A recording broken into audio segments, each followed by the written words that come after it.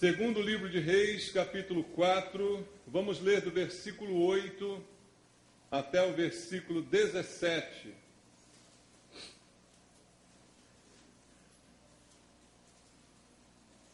Segundo Reis, capítulo 4, do verso 8 ao verso 17.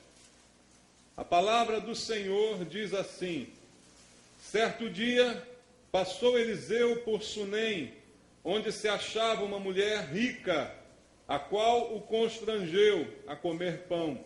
Daí, todas as vezes que passava por lá, entrava para comer. Ela disse a seu marido: Vejo que este que passa sempre por nós é santo homem de Deus. Façamo-lhes, pois, em cima um pequeno quarto, obra de pedreiro, e ponhamo-lhes nele uma cama, uma mesa, uma cadeira e um candeeiro. Quando ele vier à nossa casa, retirar-se-á para ali. Um dia, vindo ele para ali, retirou-se para o quarto e se deitou. Então disse ao seu moço Geazi: Chama esta sunamita. Chamando a ele, ela se pôs diante do profeta. Este dissera ao seu moço: Dize-lhe: Eis que tu nos tens tratado com muita abnegação. Que se há de fazer por ti? Haverá alguma coisa de que se fale a teu favor ao rei ou ao comandante do exército? Ela respondeu: Habito no meio do meu povo. Então disse o profeta: Que se há de fazer por ela? Geazi respondeu: Ora, ela não tem filho, e seu marido é velho. Disse Eliseu: Chama-a. Chamando a ele, ela se pôs à porta. Disse-lhe o profeta: Por este tempo, daqui a um ano, abraçarás um filho.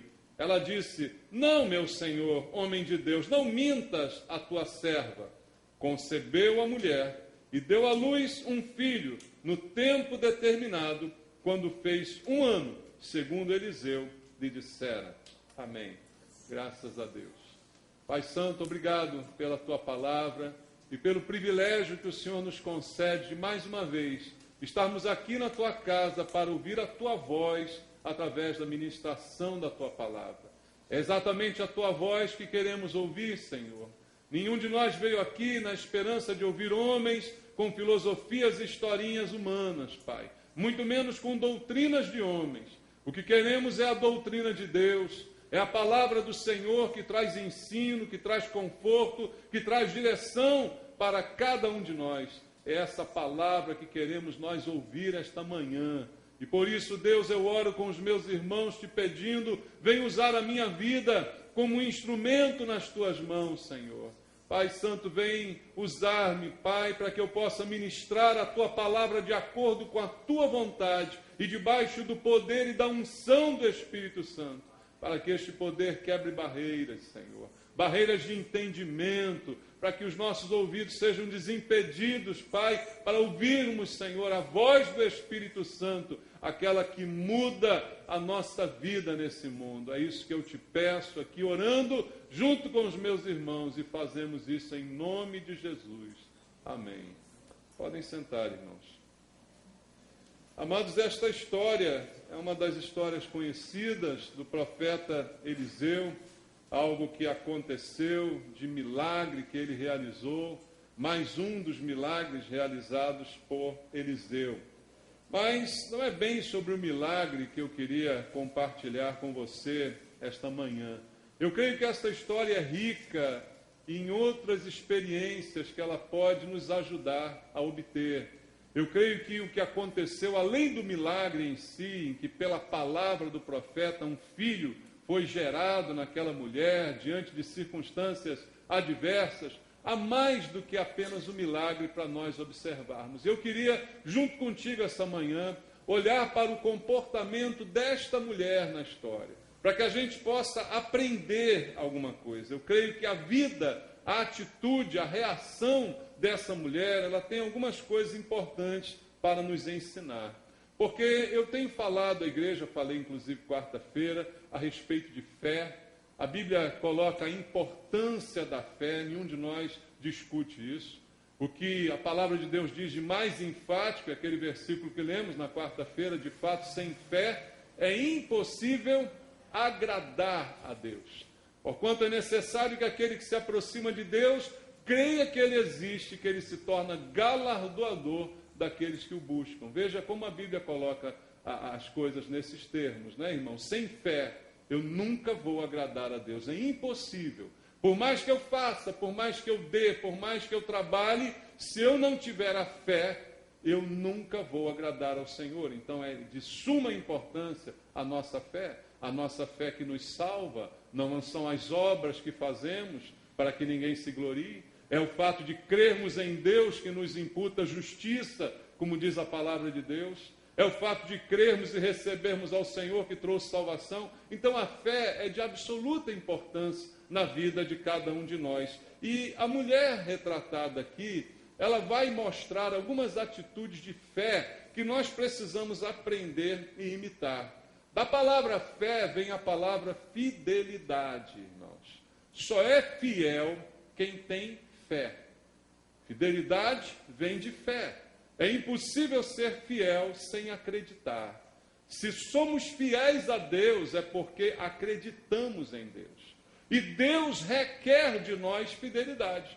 Como a Bíblia diz que sem fé é impossível agradar a Deus, sem fé não há fidelidade. Então, fidelidade não é um prêmio que damos a Deus, é um requerimento de Deus sobre a nossa vida.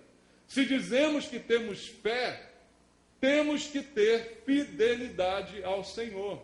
Temos que ser fiéis. E fidelidade me lembra constância, me lembra um comportamento constante em crer, em obedecer, em fazer aquilo que Deus nos manda fazer.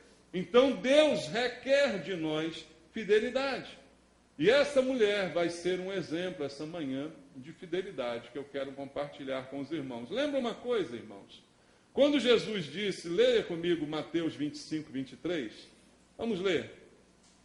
Mateus 25, 23.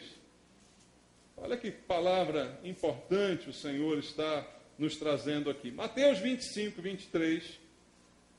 Jesus está dizendo, disse-lhe o Senhor, muito bem, servo bom e que mais? Como é que era o servo? Além de bom, ele era fiel. Foste fiel no pouco, sobre o muito te colocarei. Entra onde? No gozo, na alegria do teu Senhor. Veja, quem é o servo que vai desfrutar da alegria do Senhor? É o servo fiel. Entende? Só quem é fiel, quem manifesta fidelidade, desfrutará da alegria do Senhor. Veja como é importante fé e fidelidade. Uma está atrelada à outra, não é, irmãos? Então, o servo bom é o servo fiel. E é este que entrará na alegria do Senhor e desfrutará desta alegria. Veja como esse assunto é importante na Bíblia. E o que é fiel? Ele é constante, irmãos. O fiel, ele cumpre o que está determinado. O fiel é alguém que empenha a sua vida em obedecer. E é confiável aquele que é fiel. Você gostaria que seu cônjuge fosse fiel? O que você acha disso? Alguém disse amém mais forte aí, né? Você gostaria que seu cônjuge fosse fiel? Todos nós desejamos isso, não, irmãos? Por quê? Fiel é a qualidade de alguém em quem podemos confiar.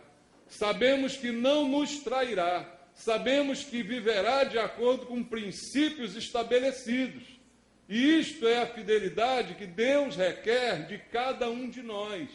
Não podemos trair a confiança de Deus. Amém, irmãos? Ser fiel é ser constante, ser fiel é ser obediente. Mas uma característica da fidelidade, que nós vamos ver também esta manhã, é que ela muitas vezes é provada, irmãos. E é na prova que nós mostramos a verdadeira fidelidade. Porque quando tudo está bem, parece que é mais fácil ser fiel. Quando você pergunta para alguém que foi surpreendido em infidelidade, vamos falar da conjugal, a pessoa tem sempre uma desculpa, não tem? Por que você foi infiel com a sua esposa? Por que você foi infiel com o seu esposo? Ah, porque ele ficou velho, ficou careca e barrigudo. Porque ela já não está com aquele corpinho. É a desculpa que alguns dão, não é? Ah, porque ela é chata, porque ele é chato, porque eu não amava, porque não estava mais me completando. Há sempre uma desculpa para a infidelidade, não é, irmãos? Quando tudo vai bem, quando as condições são ideais, quando tudo é do jeito que nós sonhamos, é mais fácil ser fiel na visão de alguns, não é? Mas o que Deus requer é fidelidade independente das circunstâncias. Por quanto tempo eu devo ser fiel a Deus? Por quanto tempo? Por quanto tempo eu devo ser fiel ao meu cônjuge? Sempre. Não foi o voto de casamento que fizemos até que a morte nos separe? Por quanto tempo? Sempre. Para toda a vida. Em relação a Deus, para toda a vida. As coisas sejam boas ou as coisas sejam ruins, a fidelidade precisa ser para toda a vida, independente das circunstâncias. Por isso, queridos, a fidelidade sempre, normalmente, é provada. E é na prova que ela se estabelece como verdade, queridos. Não quando tudo vai bem, mas quando as coisas estão difíceis. Quando as coisas não são como esperamos, aí que vamos ver quem realmente é fiel. Quem é fiel? Porque ser fiel quando tudo vai bem é fácil. O próprio versículo que nós lemos aqui, Mateus 25, 23, no exemplo do servo bom e fiel, Jesus diz assim: você foi fiel no pouco, por isso sobre o muito eu vou te colocar. Quantos querem ser fiéis no pouco? Irmãos, a maioria quer ser fiel no muito. A maioria quer ser fiel quando está tudo muito abundante. A pessoa diz assim: se eu ganhar bem, eu dou o dízimo. Se eu não ganhar bem, não dou o dízimo. Mas o dízimo não é sempre igual para todo mundo, não é sempre 10%? 10% de muito é 10%, 10% de pouco continua sendo 10%. Então, por que a fidelidade está condicionada? Ao passo que Deus vai recompensar, é exatamente a fidelidade que se mantém na escassez, não na abundância. É no pouco, sobre o muito então será colocado. É quando tudo vai mal, é quando as coisas não dão certo, que a minha fidelidade vai sobressair, pelo menos deveria ser assim, irmãos. E esse é um outro exemplo que essa mulher também vai nos dar essa manhã. Eu creio que ela é um exemplo de um relacionamento de fidelidade com Deus. Ela vai nos mostrar aqui alguns exemplos importantes que eu espero e creio que Deus deseja que a gente traga para a nossa vida pessoalmente. Vamos ver a história dessa mulher. Essa mulher foi abençoada por Deus, esse é o fruto do milagre feito por Eliseu em sua vida. Mas por que ela foi abençoada? Por que Deus a agraciou com um filho e deu a ela a bênção que ela tanto esperava e tanto tempo buscava? Veja, quando eu coloco em primeiro lugar o reino de Deus, a justiça de Deus, o que a Bíblia diz lá em Mateus 6,33? Todas as demais coisas me serão acrescentadas. Buscai, pois, em primeiro lugar o reino de Deus e a sua justiça, e todas as coisas vos serão acrescentadas. Então, a certeza que eu tenho de que se a prioridade da minha vida for o reino de Deus, os interesses de Deus, a justiça de Deus e não a minha, eu posso viver tranquilo. Essa mulher, ela vai mostrar na sua atitude que, de fato, isso se cumpriu na vida dela. Veja, Salmo 37, vamos abrir aqui o Salmo 37 para ilustrar um pouco esta ideia. E vamos ler o versículo 4 do Salmo número 37. Agrada-te do Senhor, e Ele satisfará o quê? Os desejos do teu coração. Esse versículo é muito amado por causa do final dele, é ou não é? Todo mundo quer realizar os desejos do seu coração, como se Deus fosse um gênio da lâmpada, que você, quando o encontra, tem direito a desejos, né? E aí ele realiza os seus desejos, basta você colocar e ele vai realizar. Todo mundo ama esse versículo por causa do final, mas o início do versículo diz: agrada-te do Senhor. Está dizendo, gostas de Deus. Ame a Deus. E Jesus ensinou assim para nós: se me amais, guardareis os meus mandamentos. Então é inerente ao amor que eu tenho por Deus a obediência aos seus mandamentos, aos seus princípios.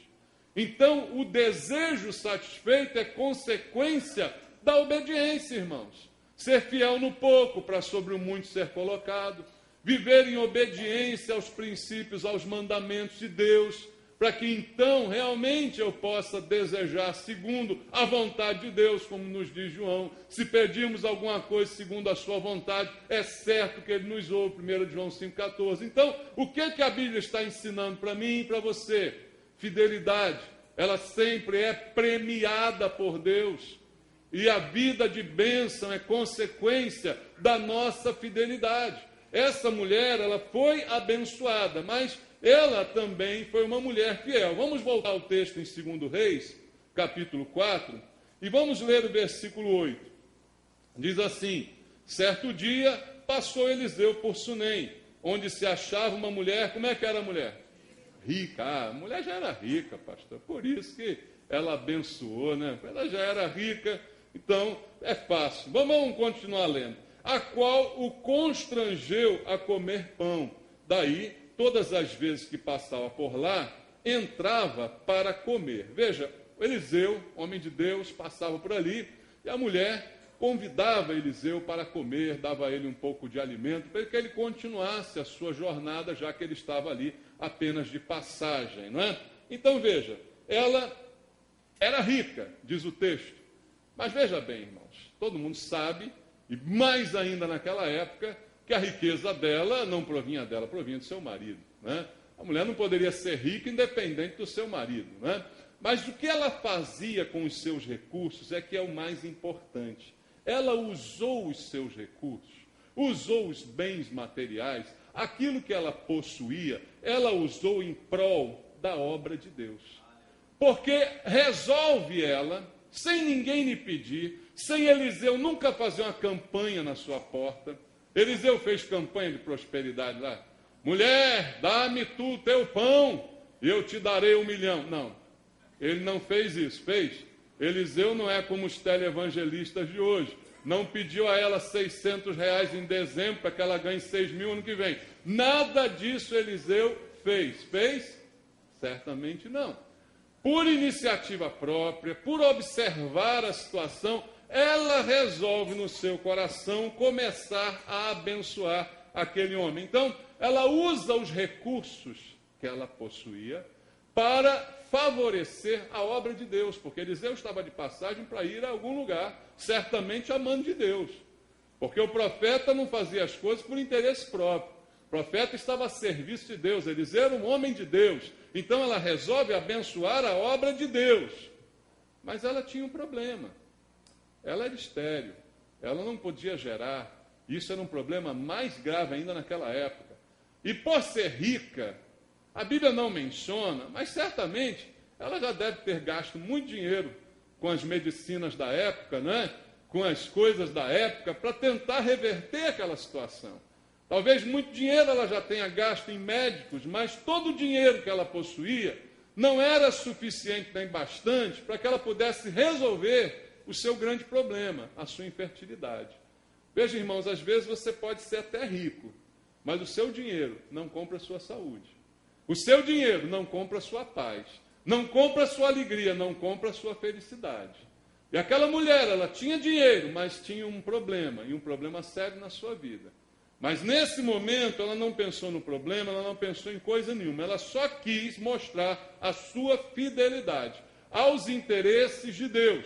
Colocou os seus bens à disposição de Deus e decidiu ela abençoar um homem de Deus. Lembra, já preguei aqui várias vezes, que o profeta naquele momento, ele era como que um representante de Deus. Onde estava o profeta, estava a mão de Deus, estava a voz de Deus. Então, ao fazer por Eliseu, ela estava fazendo por Deus, naquele contexto. Veja, não quero que você faça nada por mim não, tá? Por favor. Não, naquele contexto era assim que funcionava, entende? Hoje é a igreja que está no lugar de Eliseu, não é o pastor não, tá? Qualquer salafrário chegar para você, abençoa o profeta, bota na cadeia esse miserável, tá bom? Porque hoje o profeta é a igreja. Você tem que abençoar a igreja, não é o pastor não, tá bom? Não precisa me abençoar, quem me abençoa é Deus. Deixe isso bem claro para você aqui agora. Então, ela olhou para Deus ao decidir dispor dos seus bens para a obra de Deus. Então, veja o que diz o versículo 9. Ela disse a seu marido: vejo que este que passa sempre por nós, como é que ele é? É santo homem de Deus. Ela viu, ela percebeu. Ninguém lhe falou, ninguém lhe contou, ela percebeu que ali quem estava passando era um representante de Deus. E ela então decide, pede ao seu marido: vamos fazer para ele ali em cima um pequeno quarto, obra de pedreiro, vamos colocar uma cama, uma mesa, uma cadeira, um candeeiro, e quando ele vier, quando ele passar, ele passa sempre por aqui, além do pão que eu já tenho dado a ele, eu também quero dar a ele um quartinho para ele descansar e recuperar suas energias. Essa foi a ideia dessa mulher. Por quê? Os bens que ela possuía nada podiam fazer em relação ao seu problema, mas podiam ser utilizados para facilitar a obra de Deus. Para onde Eliseu estava indo, o propósito de Deus com aquele homem, ela de alguma maneira queria participar disso. Eu quero dar a ele uma comida, eu quero dar a ele um descanso, para que ele possa continuar fazendo a obra que Deus o mandou fazer. Eu quero colaborar com a obra de Deus. Irmãos, esse é o sentimento de fidelidade. Veja, nós somos colaboradores com a obra de Deus. Da mesma forma, Deus não precisa de nós. Você acha que Deus precisa de alguém aqui? Você acha que Deus precisa do teu dinheiro? Do teu dízimo, da tua oferta? Não, Deus não precisa. Mas Ele te deu a graça de poder participar. Para que você se sinta útil. Para que você se sinta participativo. Para que você se sinta abençoado e participante. É uma graça, irmãos, aquilo que Deus nos concedeu fazer. Ele nos deu a oportunidade de, desta maneira, nos envolvermos, de mostrarmos o nosso envolvimento. Mas Deus não precisa de nada disso. Se ela não fizesse isso, Eliseu ia continuar vivo.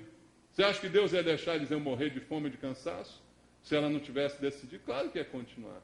Mas o fato dela fazer colaborou, participou, mostrou seu desprendimento, mostrou sua disposição, sua boa vontade em realizar, em fazer algo em prol do Senhor, sem nada desejar em troca. Esse é o exemplo de fidelidade. E veja o que diz a Bíblia no verso 13. Diz assim: este dissera ao seu moço, diz-lhe, eis que tu nos tens tratado com muita abnegação. A minha versão, revista e atualizada, diz abnegação. Veja o sentido disso. Abnegação é fazer algo sem esperar interesse, sem esperar uma contrapartida. Esse é o termo usado aqui na minha versão. Ela tem tratado Eliseu, e ele mesmo reconheceu, com abnegação. Ela me hospeda, ela me dá comida, mas ela nunca se aproveitou de mim. Ela sabe que eu faço milagres, ela sabe que Deus está comigo, mas ela nunca pediu nada em seu favor. Ela nunca trouxe, ela nunca fez aquele joguinho de toma lá, dá cá, que nós estamos tão acostumados hoje em dia. Ela jamais fez isso, porque ela fez com abnegação. Com vontade de fazer, mas com ao mesmo tempo vontade de se negar. Com vontade de dar, mas ao mesmo tempo a vontade de não aparecer. Isso é abnegação. E ele disse, ela tem nos tratado desta maneira. Essa mulher tem feito isso, e Eliseu dá testemunho a respeito dela. Ela faz sem interesse. Isso é a fidelidade, queridos. É um exemplo de fidelidade que Deus quer. Tem muita gente que diz assim, eu sou fiel a Deus, eu dou o meu dízimo, eu dou a minha... É fiel coisa nenhuma, você é fiel a você mesmo. Você faz isso tudo porque você quer as bênçãos que estão embutidas nisso.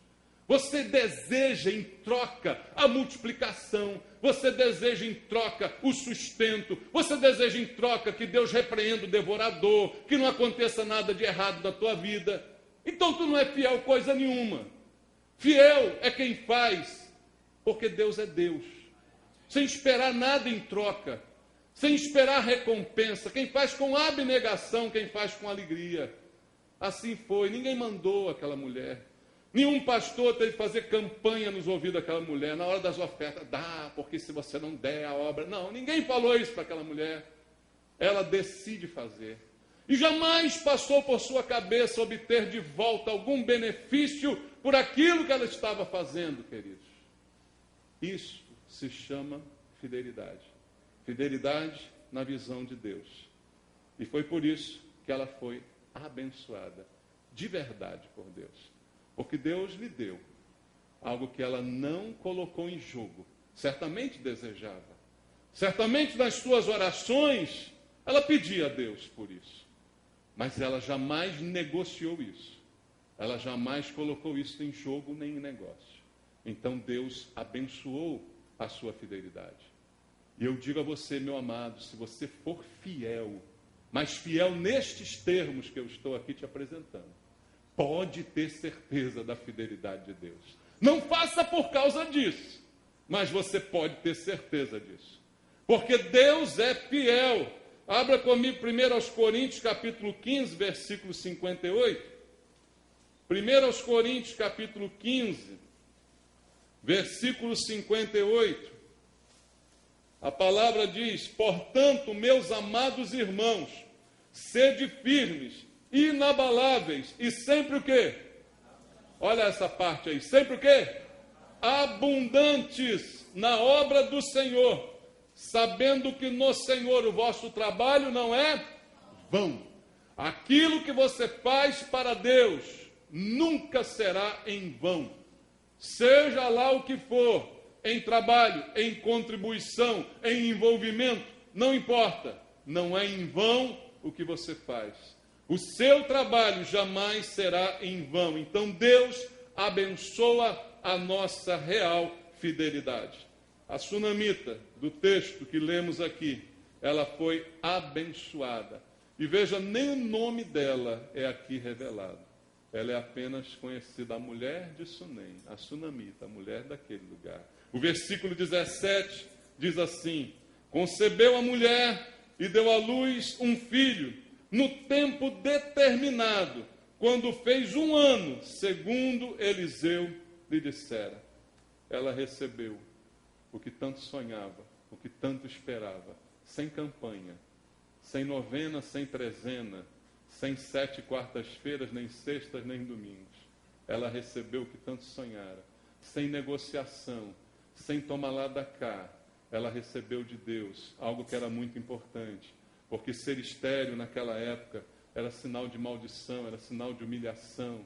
Nenhum dinheiro pagava o preço do que aquela mulher estava vivendo, mas ela usou os seus bens, ela usou a sua vida, sua dedicação, sua fidelidade, sem nada esperar em troca, em prol da obra de Deus. E por isso ela foi abençoada.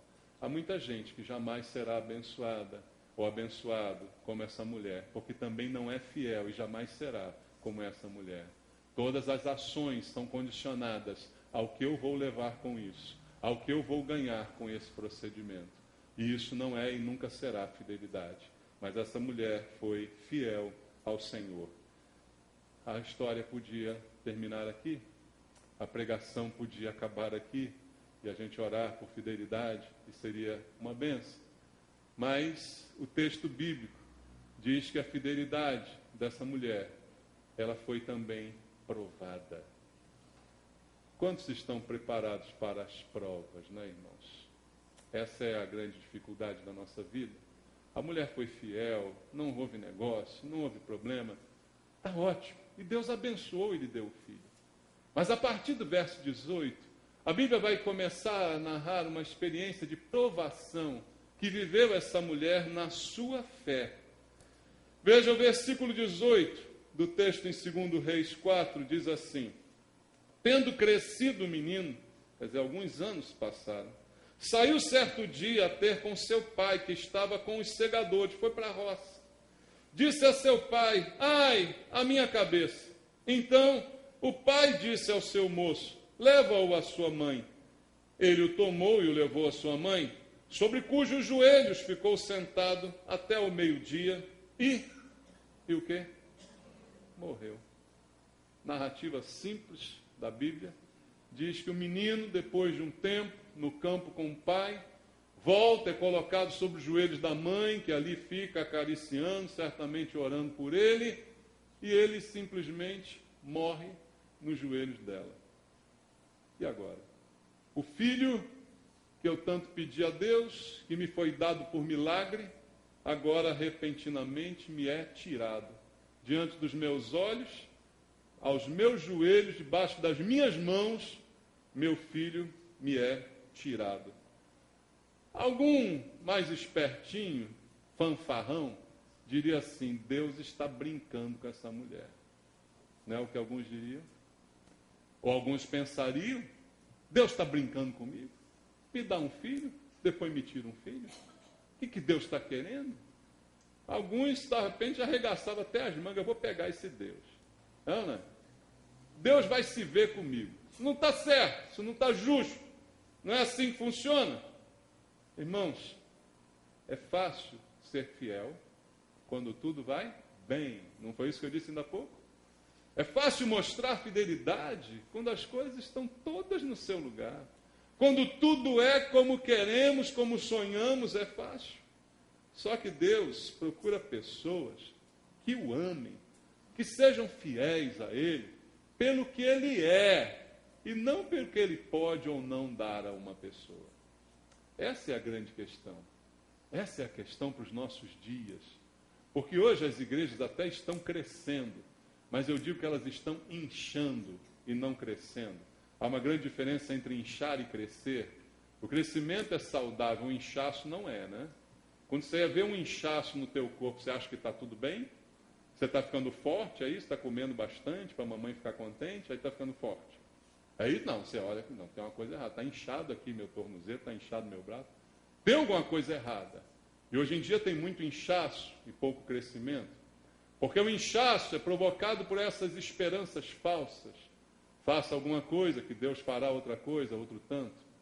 Não há mais lugares, há poucos lugares em que as pessoas são incentivadas a crer em Deus pelo que Ele é, a dar a Deus pelo que Ele é, a servir a Deus pelo que Ele é, a ser fiel pelo que Ele é, não pelo que vão levar em troca disso, não é, irmãos? E é isso que Deus está procurando. Como disse Jesus, Deus está procurando verdadeiros adoradores que o adorem em espírito e em verdade. Se Ele procura verdadeiros, eu sempre disse isso, é porque tem falso. Não é? Se Ele está catando verdadeiro, é porque tem muito falso em volta dele. Mas Ele está procurando. E Ele está procurando pessoas fiéis, independente se tudo vai bem, se tudo vai mal, se está todo mundo vivo, se morreu alguém. Ele está procurando pessoas fiéis. Então a fé, muitas vezes, a fidelidade, ela será provada por Deus. E esta mulher, diante da morte do filho, ela tem uma reação meio que impressionante, né? A narrativa bíblica nos deixa impressionados com a reação dele. Versículo 21 diz que ela manteve em segredo a sua morte. Diz assim: subiu ela e o deitou sobre a cama do homem de Deus. Aquele quartinho que ela tinha feito, aquela cama, aquela mesinha, aquela cadeira, estava lá. Eliseu não estava lá, mas estava o quarto preparado para ele. Então, ela pega o seu filho morto e simplesmente o coloca sobre a cama do profeta, fecha a porta e sai. Ela não vai saindo correndo, dando a notícia para todo mundo, chamando as amigas para chorar. Ela não faz escândalo, não puxa os cabelos, não rola no chão, não xinga a Deus, não faz nada disso. Ela simplesmente deixa o garoto no quarto do profeta, fecha a porta e vai e sai daquele lugar. Irmãos, ela cria no seu coração que de alguma maneira aquele profeta, aquele homem de Deus, como eu disse, representava Deus, poderia mais uma vez atuar milagrosamente para reverter a situação desse menino. Mas ela não faz alarde porque ela não está querendo a pena de ninguém. Às vezes nós fazemos muito alarde dos nossos problemas porque há uma vontade incontida dentro de nós de que as pessoas tenham pena de nós. Parece que a pena nos alimenta. Como é que você vai? Eu vou muito mal, olha, está tudo horrível. Eu não aguento mais. Você chora com a pessoa. Parece que isso traz um alimento para a alma. Eu não digo que a gente tem que esconder os nossos problemas, não é isso que eu estou ensinando, por favor, não me entenda mal. Mas eu não posso ter esse sentimento pejorativo, pernicioso, de querer que as pessoas tenham pena, compaixão de mim. Tem gente que até se acostuma tanto com isso, que vive disso. Vive da dó das pessoas. Ah, tem dó de mim, me ajuda que eu sou pobre. Me ajuda, coitadinho de mim, eu preciso da sua... Isso não é doença. Isso cria um relacionamento doentio. A gente tem que ter relacionamentos verdadeiros. Que a gente tenha a liberdade de dizer: meu irmão, eu estou mal hoje, ora por mim. Mas eu não quero que você tenha pena de mim. Eu quero só a tua oração, eu quero só a tua mão comigo, né? Quero só saber que você está do meu lado. Só isso, não tem interesse, não tem tomar lá da cá. Nas nossas relações também. Não tem essa coisa, me ajuda com essa pobrezinha. Não tem essa desgraça. É amizade, é irmandade, é relacionamento verdadeiro e fiel. Se nós não temos isso com Deus, como é que vamos ter isso com os irmãos, então? Por isso que a igreja está inchada desse jeito. Se com Deus o relacionamento é uma porcaria, vai dizer com os outros. É tudo contaminado, é tudo cheio de interesse, é tudo cheio de fantasia, de máscara. Todos os relacionamentos estão hoje contaminados, irmãos. Mas ela não sai por aí gritando porque ela não quer a pena de ninguém. Ela apenas quer buscar uma solução para o seu problema. E se eu estou com um problema grave, olha, eu posso até contar para você e pedir para você orar por mim, mas se eu não contar primeiro para quem pode resolver, não adianta nada contar para você. Amém, irmãos? Se eu não contar primeiro para aquele que realmente tem poder, o que adianta contar para você? Por mais que você seja meu amigo, por mais que você me ame, por mais que esteja disposto a pegar na minha mão e lutar comigo, mas você não pode resolver os meus problemas. Então eu preciso, em primeiro lugar, contar os meus problemas para quem pode resolver os meus problemas. E só há um que pode resolver os meus e os seus: Deus. Amém? Então é para Ele que eu vou contar em primeiro lugar. E ela foi, veja, o versículo 22 diz assim: chamou seu marido e disse: manda-me um dos moços, uma das jumentas, para que eu corra ao homem de Deus e volte. Ele perguntou: mas por quê? Hoje não é dia de festa, nem de lua nova, nem sábado. Ela diz: não faz mal, eu vou lá. Ela não fala nem para o seu marido o que aconteceu. O menino está morto lá no quarto, mas ela está indo ao homem de Deus. Nem para o marido ela falou nada. Nem para o marido. Ela vai falar para quem pode resolver. E quem pode resolver é Deus. E é Deus que ela vai buscar. E então ela vai no lombo de um jumento. E ela vai andar 24 quilômetros no lombo daquele jumento para chegar à cidade onde estava Eliseu. Para realmente poder buscar ali uma solução. Veja, outra coisa interessante, versículo 25. Partiu ela e foi ter com o homem de Deus ao Monte Carmelo. Vendo de longe o homem de Deus, disse a Geazi, seu moço, eis aí a sunamita. Corre ao seu encontro e diz: vai tudo bem contigo, com teu marido, com o menino? Ela respondeu: tudo bem. Chegando ela, pois, o homem de Deus ao monte, abraçou-lhe aos pés. Então se chegou Geazi para arrancá-la. Mas o homem de Deus lhe disse: deixa, porque a sua alma está em amargura. E o Senhor me encobriu e não me manifestou. Veja, o profeta de Deus, cheio de intimidade, em que Deus revelava tantas maravilhas. Ele vê a mulher vindo, mas ele não sabe o que está acontecendo com a mulher. Porque Deus não quis revelar ao profeta aquele momento. Aquele momento era o momento da mulher com Deus. E Eliseu manda o rapaz, o jovem Geazi, e ele vai até ela, e ela diz: está tudo bem? Ela diz: está tudo bem. Ela não fala também para intermediários.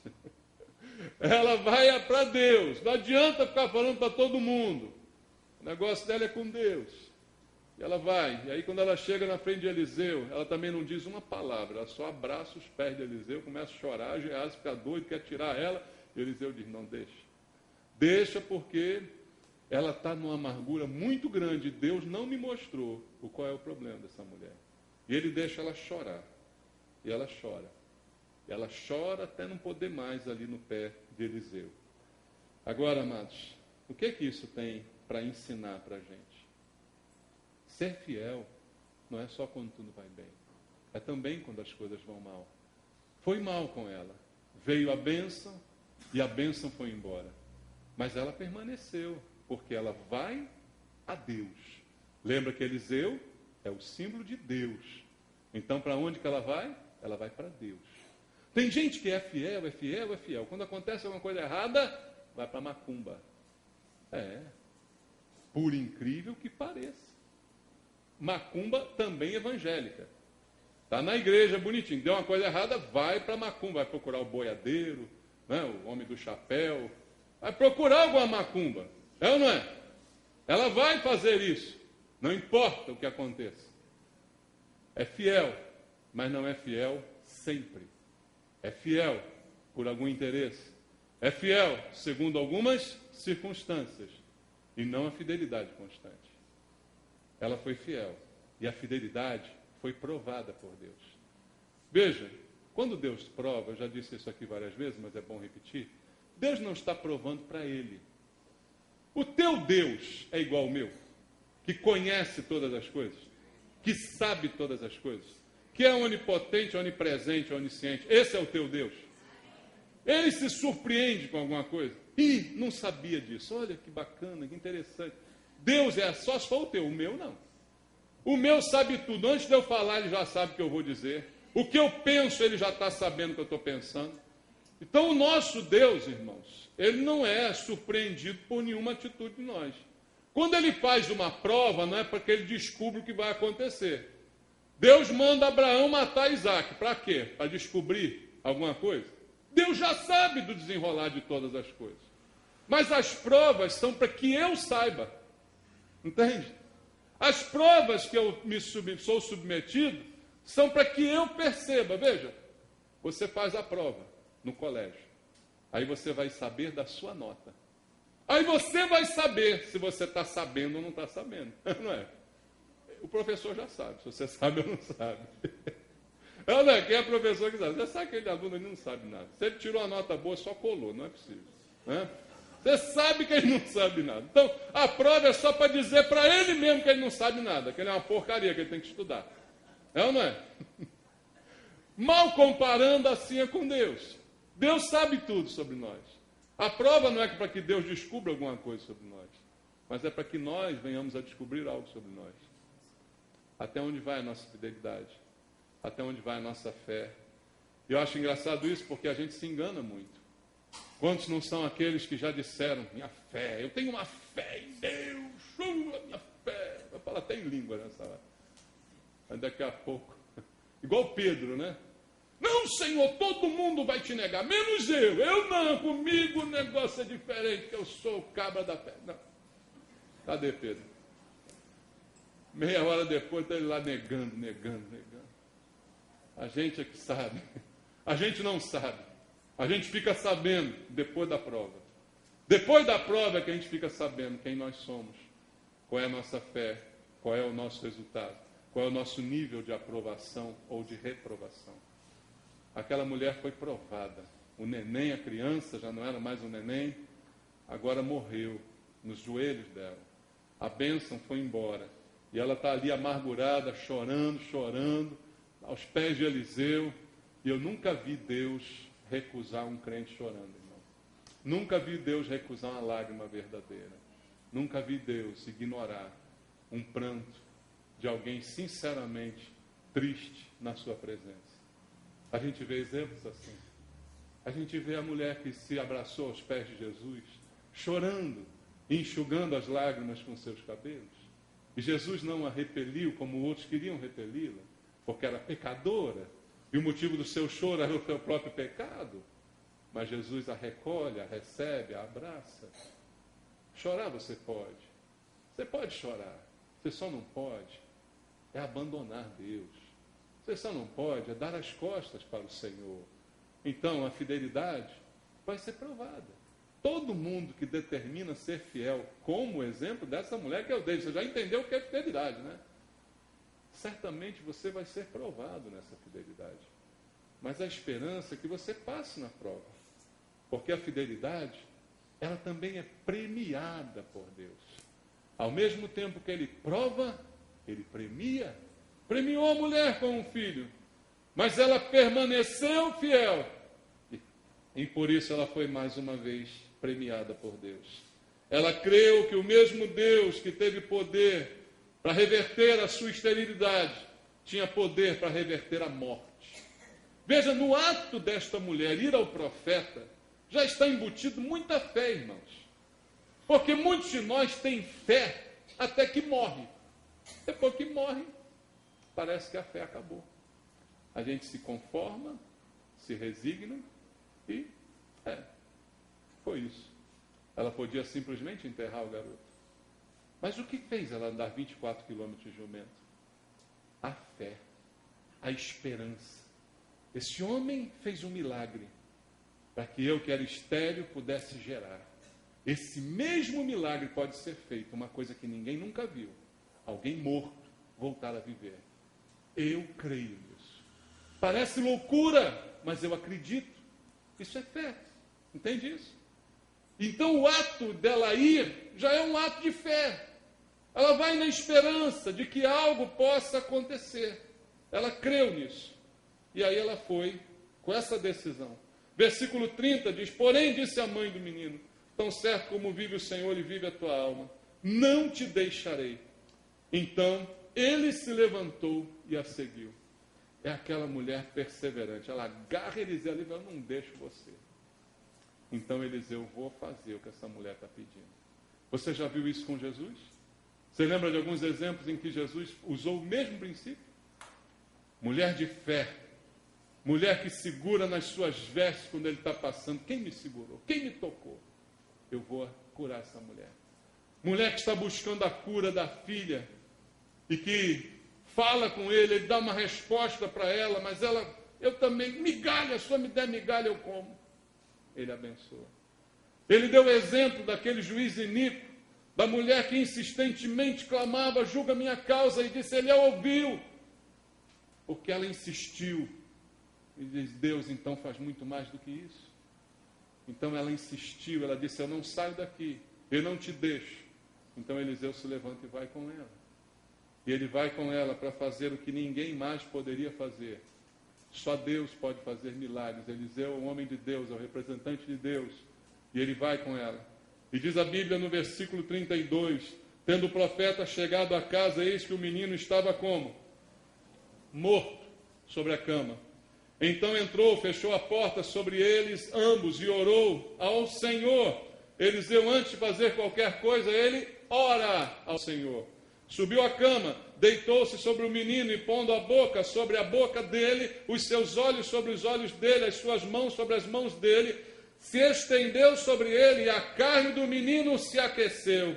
Então se levantou e andou no quarto uma vez de lá para cá, tornou a subir, se estendeu sobre o menino, este espirrou 7 vezes e abriu os olhos. O milagre aconteceu. O milagre aconteceu, irmãos, porque Deus honrou a fé e a fidelidade daquela mulher. A fé e a fidelidade, que perseverou e permaneceu, mesmo quando as coisas deram errado. Mesmo quando ela perdeu o que tinha ganho, e ganho de Deus. Ela continuou crendo, independente das circunstâncias. E aí Deus faz um milagre que ninguém mais poderia fazer. Isso, querido, se chama fidelidade. Isto se chama fé. Se você quer agradar a Deus, é essa fé que você precisa ter. É essa fidelidade que você precisa apresentar. A que agrada a Deus é esta que permanece em qualquer circunstância. O que Deus deseja, mais do que qualquer coisa, é que eu e você sejamos crentes, mas crentes fiéis, irmãos. Servo bom e fiel, entra no gozo do teu Senhor. Foste fiel no pouco, sobre o muito te colocarei. O que Ele está querendo é crentes fiéis que mesmo nas lutas e nas provas permanecem com o Senhor. Não pessoas que só estão com Deus quando tudo vai bem, mas que mesmo quando tudo vai mal, continuam com Deus. Esses são os verdadeiros, os outros são falsos, irmãos. O que eu quero é não ser falso. O que eu quero é que você não seja falso. Eu quero ver crentes como Jó. Eu mais uma vez quero citar Jó para a gente terminar. Capítulo 19, versículo 25. Abra aí a sua Bíblia. Jó, capítulo 19. Todo mundo conhece esse versículo. Versículo 25. No meio de toda a luta, de todo sofrimento, Jó sai com essa. Porque eu sei que o meu Redentor vive e por fim se levantará sobre a terra. Jó não era nem crente, mas já crê em Jesus, irmão. Nós temos um Redentor que vive. Muito depois de Jó, nós vivemos essa realidade. E Jó, muito antes, já acreditava igual a gente, era crente também. Mas crente fiel. Eu sei que o meu Redentor vive e por fim ele vai se levantar. Irmão, a história só se mostra no fim. No fim é que nós sabemos o que vai acontecer. No durante, as coisas podem mudar. Tem dia de alegria, tem dia de choro, tem dia de festa, tem dia de sofrimento. Esse é o durante. Mas no fim, entra no gozo do teu Senhor. Entra na alegria, porque o teu Senhor vive. E no fim, Ele te levantará. Você entende isso? Guarda isso no teu coração. E seja fiel, independente das circunstâncias. Exerça fidelidade para com Deus. Em nome de Jesus. Que Deus te abençoe com a palavra. Vamos louvar ao Senhor e dizer que cremos nele acima de todas as circunstâncias, mesmo no meio das aflições. Cremos, Senhor.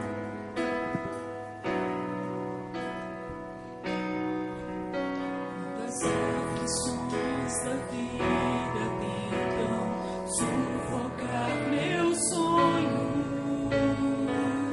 ou minar as minhas forças para continuar. A tua palavra me restaura a confiança. Restaure a confiança em Deus essa manhã.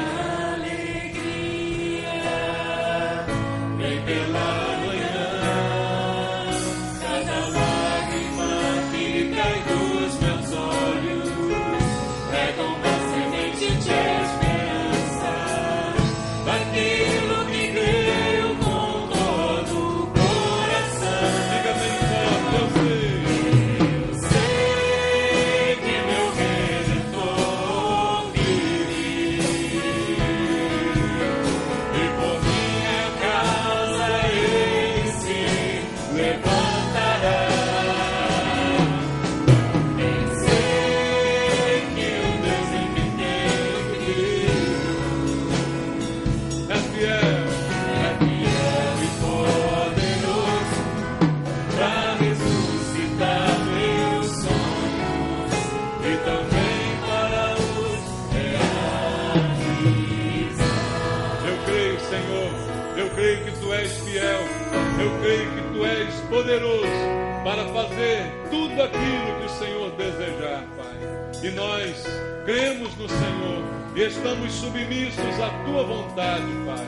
Queremos ser fiéis, independente das circunstâncias. Queremos mostrar fidelidade, desassociada de interesses, Senhor.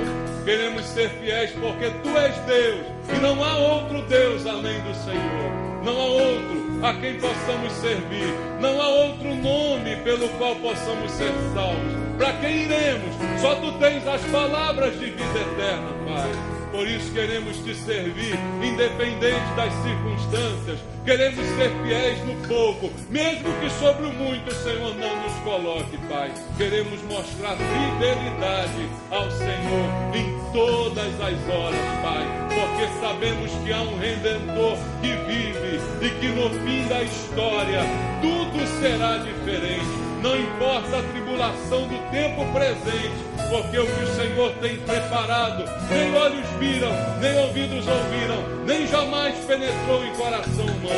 Creia nisso, meu irmão. Que Deus abençoe você. Pai querido, abençoe os teus filhos esta manhã na tua casa. Promove em nós, Senhor, essa fidelidade genuína. Tira de nós toda contaminação no nosso relacionamento contigo, no nosso relacionamento com os irmãos. Tira a contaminação do nosso meio, Pai. Limpa a nossa mente, limpa o nosso coração, em nome de Jesus. Que Deus abençoe você, em nome de Jesus. Louve ao Senhor teu Deus. Obrigado, Senhor.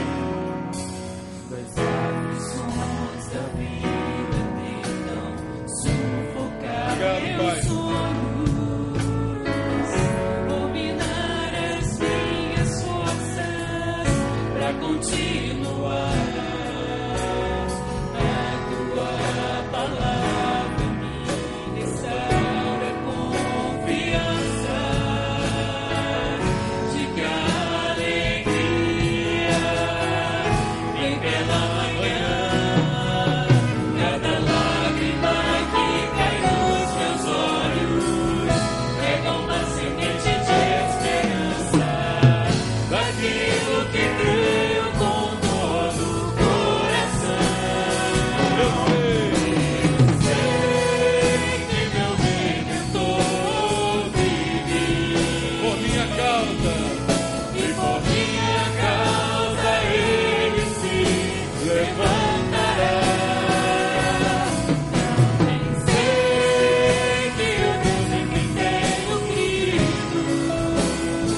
Ele é fiel.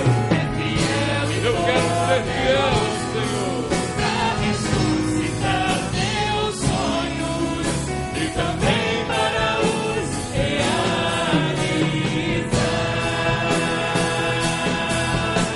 O que é melhor pra mim, eu sei que o meu Deus fará. Mesmo que eu não veja nem possa sonhar.